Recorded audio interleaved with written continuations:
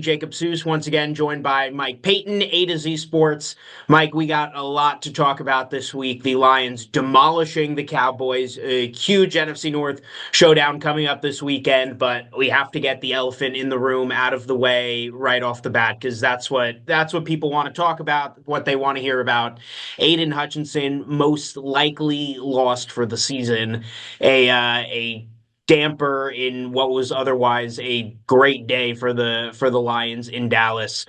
Just from your perspective, how much does this change the Lions defense going forward? How much does that take away a pass rush that has been pretty successful so far this season? Alim McNeil getting that extension just earlier this week. What do you see out of this pass rush going forward? A lot to break down with this Hutchinson injury. Yeah, it's a dramatic change because we're talking about a guy that not only was the best defensive player on the Lions, but maybe the best defensive player in the entire league this year so far. I mean, this guy was number one in basically every analytic and stat you would hope your defensive lineman would be in. So it is a very tough loss, but the Lions, what they're going to have to do until they make a trade, which I guess is on the table, is something that they're looking into, according to Dan Campbell. Brad Holmes is at work. They're in no hurry, but they are at work. They're looking for somebody. But until that happens, it's going to be a very schematic change. They're going to have to make make different. They're going to have to scheme different to make sure that they can try to get some guys to work together as a group to manufacture what they just lost with Hutchinson, which is like 10 pressures a game, and definitely a sack at least. So you have to come up with these new guys, Trevor Nowaski and Isaac Ukwu and Josh Pascal and Levi Onzarike, and all these guys are going to have to kind of work together, and they're going to have to, that might even include different fronts and different packages. They might do some more safety blitzes, but they're going to have to find a way to overcome this massive, massive loss. This change the potential outcome of a division title, of a second straight conference championship game appearance, of a potential Super Bowl appearance? In your mind, does this not take the Lions out of that category, but certainly move them down in the NFC, losing someone of that caliber? It's a really, really tough loss. It really is. But this is a very well coached team.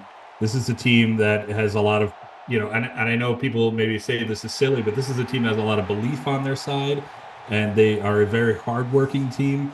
I think, the Lions made it to the NFC Championship last year with a defense that we could all agree was pretty rough, and that had Hutchinson on it. And obviously, Hutchinson is a huge part of being the good side of last year's defense. But I think that this is a very well coached team that they can scheme around some of these losses, and if they can get somebody who can replace Hutchinson, at least give them some sort of help on that pass rush side of things, I think that they're going to be.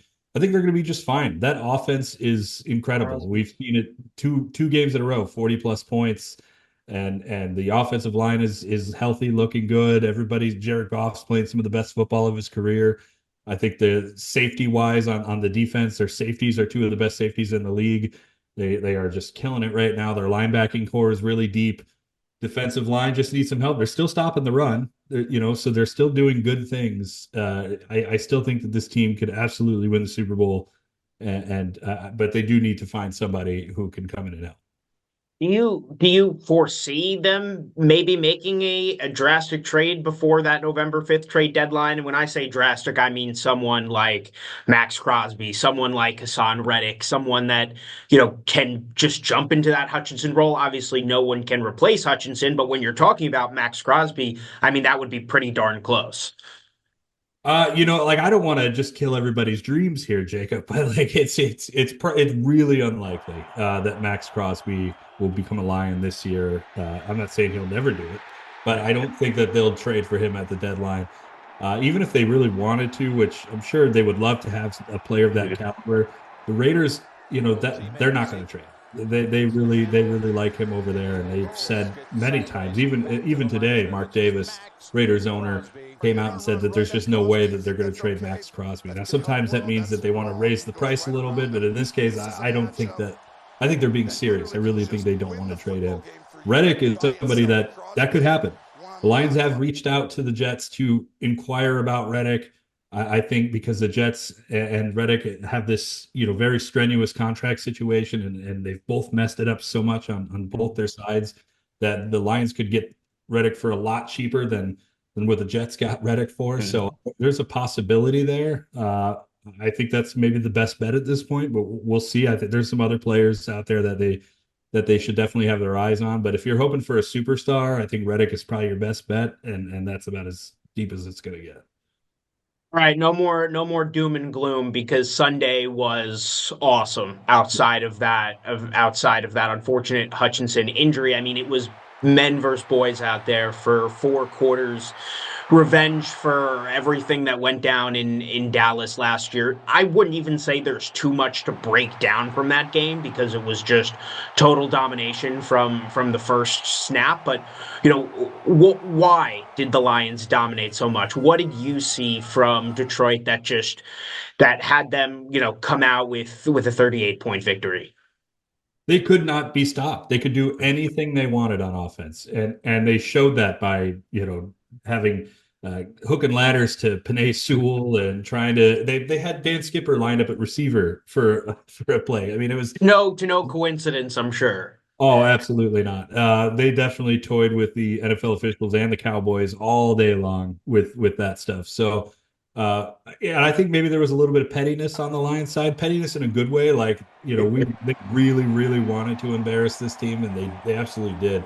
I just think that run game is if they could just keep that run game going with Montgomery and Gibbs, I mean, it's unstoppable with the way that their offensive line just moves bodies at will and opens up holes, and that sets up the pass every time. And I think that's why you're seeing Goff being a lot more accurate because he's getting great looks. He's getting great looks set up by that run game. So as long as the Lions are playing like that, man, I don't see a whole lot of teams that can do this. It's really hard to beat a team that scores 40 points a week.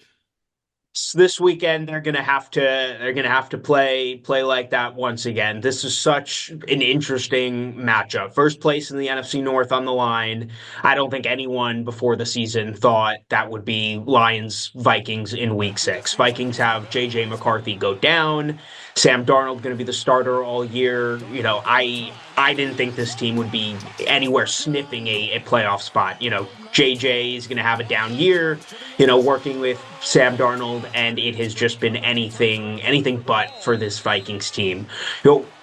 How surprised have you been by the Vikings 5-0 start, and what has made this team just so successful with maybe a lack of star power outside of Justin Jefferson?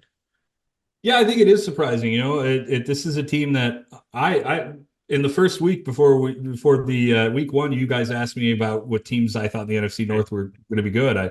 I thought the Vikings were going to be the worst team in the division. Yeah. It's just there's so much on that roster and on that team that just points to rebuild, but they came out, they're shocking everybody. I think the big thing is defensively, they're getting turnovers every week. They're making something out of those turnovers, and I mean that goes a really really long way.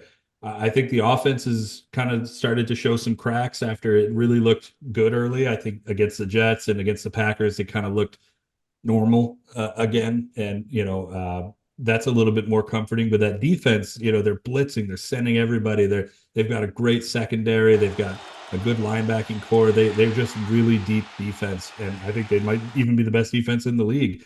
And that's really what's helped them get this far is just those turnovers, winning that time of possession, and yeah, they're a strong team. This is going to be a good game.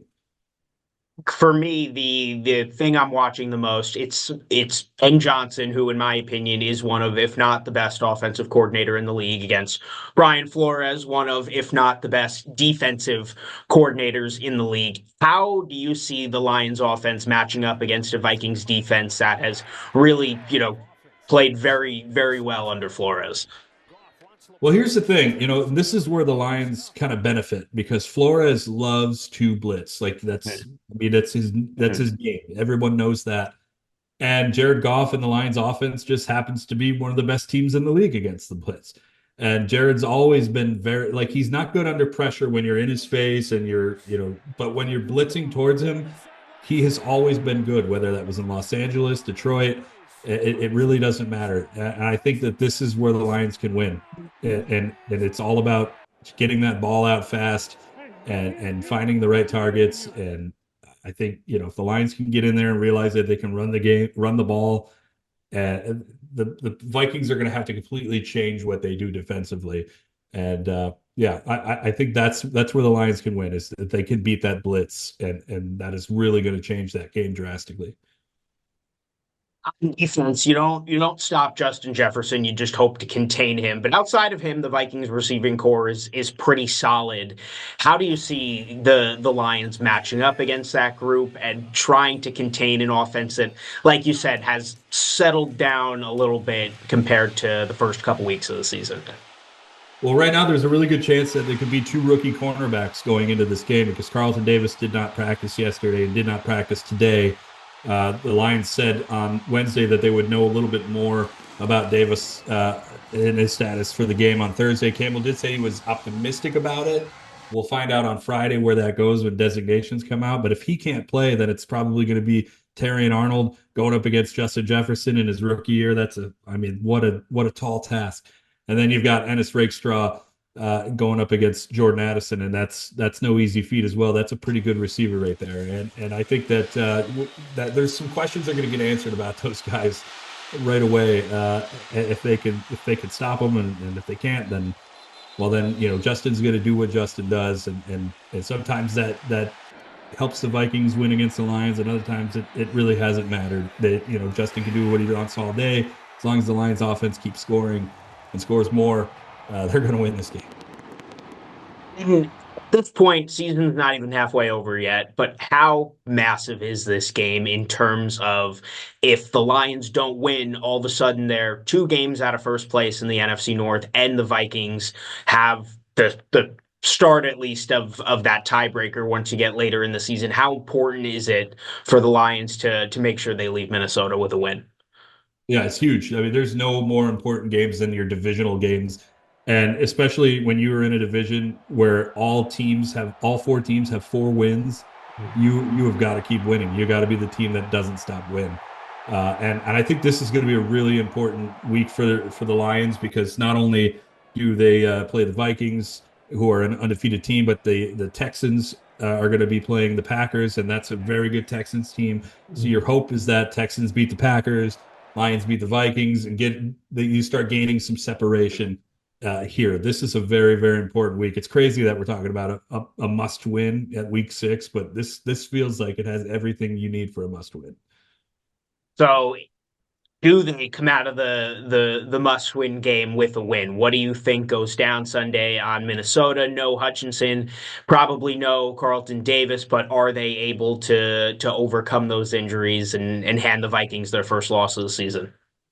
WZZ M13 viewers are probably wondering if I'm ever going to pick the Lions to lose. And I might at some point, but I'm not going to do it Sunday. I don't I think think they ever want to hear you predict a yeah, loss, so yeah, I'd say you have a right. good run. Yeah, that's a good point. Yeah, I'm gonna go with the Lions in this game. I just think offensively they're much better than the Vikings offense, and I like that they can play into that blitz. So, but I do think it will be close. I'm gonna go Lions 27, Vikings 24. This is going to be a good one. Like you said, must win game. Lions Vikings Sunday afternoon, 1 o'clock on Fox. Mike will catch up with you next week. Hopefully, talking about a 5-1 Lions team ready to come back home to Ford Field. Yeah, can't wait.